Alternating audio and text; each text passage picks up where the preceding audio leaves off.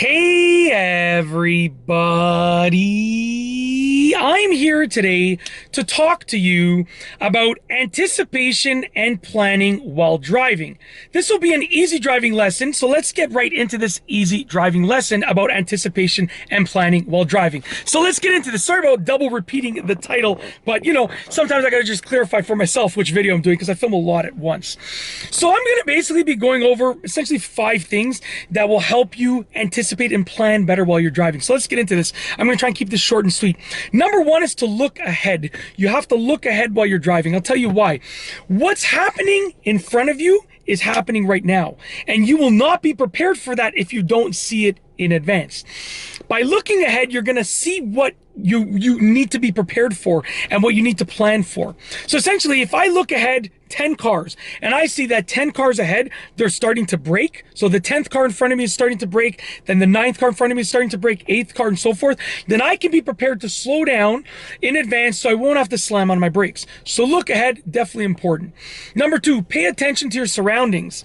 Now, you got to focus on the road in front of you, but you got to be attentive to the stuff around you. I see people driving and they're just staring out the side of the window, and I'm like, no, you don't have to stare out the side of the window. You should be looking in front of you, but you need to be glancing and using your peripherals to see what's going on situationally around you. So pay attention to your surroundings. Very, very important. Number 3, look for signs. Signs tell you what is happening on the road and what should be happening on the road. Obviously, speed limit, very, very important. Obviously, slowing down, like sometimes you'll get a sign telling you to slow down because there's a curve ahead. Very, very important. You need to look for signs because they'll usually tell you what should be happening on the road and what is going to be happening in the future on the road. So definitely keep an eye out for signs. Number 4, look at lights. Now, lights are going to be different depending on where you live, but lights will tell you the story of what is happening and what will be happening. For instance, where I live, there's a walking sign for pedestrians, and then there's like a flashing hand, which is, I live in Toronto in Ontario in Canada. So I live in Toronto, Ontario in Canada. Specifically, I live in Etobicoke, and I'm filming this in my neighborhood, but all you can see is trees around me. I'm always pretty careful to not kind of reveal, where I live too much. But I'll tell you, I live in Etobicoke. You can go look it up, but it's a very big area. Anyways, I'll give you even more of a hint. I live in southern Etobicoke, not South Etobicoke, not far south, but south-ish Etobicoke. Anyways, just so you know. All right, not that it matters, but I know a lot of people like looking up YouTubers and stuff, so go ahead. Search to your heart's content. Look for lights. So where I live, like I said, there's a flashing hand, which is like, it's telling the pedestrians that they have to, finish their walking across the intersection soon because the light will turn yellow and red very soon. And that is a sign for drivers telling you that the light will turn yellow soon. So you can use that light to be prepared for what might happen, okay? Look for lights, very, very important.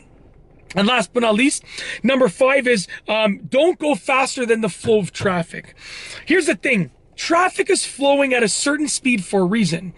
If traffic is flowing at a specific speed, there's a reason why everyone's driving that speed. You might want to go faster. You might think you can go faster, but everyone else is driving at a certain speed probably because that's the safe speed to drive, or that's just how much traffic there is on the road.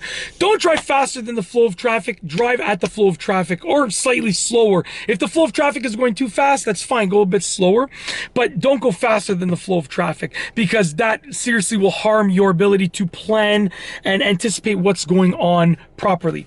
And that's basically it. That is the driving lesson, the easy driving lesson on anticipation and planning while driving. If you like this video tutorial, please be sure to give it a thumbs up. Let me know what you think down below as a comment. And of course, be sure to subscribe for more great videos just like this one. And that's all I have for you today. Thanks for watching.